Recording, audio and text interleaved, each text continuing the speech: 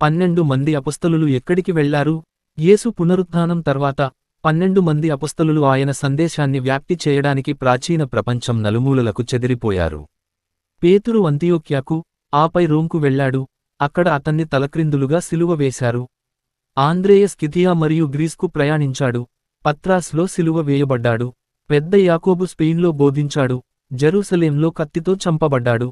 యోహాను ఎఫెసులో ఉన్నాడు, పాట్మోస్కు బహిష్కరించబడ్డాడు, సహజంగా మరణించాడు. ఫిలిప్పు ఆసియా మైనర్లోని ఫ్రిజియాకు వెళ్లాడు, అక్కడ అతన్ని తలక్రిందులుగా సిలువ వేశారు. బార్తలోమై అర్మేనియా మరియు భారతదేశానికి చేరుకున్నాడు, చర్మం ఒలిచి శిరచ్ఛేదం చేయబడ్డాడు.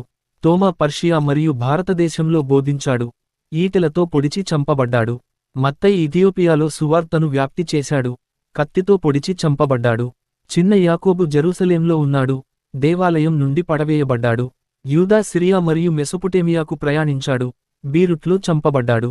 జెలోతియా సీమోను ఉత్తర ఆఫ్రికాలో బోధించాడు, పర్షియాలో చంపబడ్డాడు. యూదా స్థానంలో వచ్చిన మత్తీయా కాస్పియన్ ప్రాంతానికి వెళ్లాడు, రాళ్లతో కొట్టి శిరచ్ఛేదం చేయబడ్డాడు.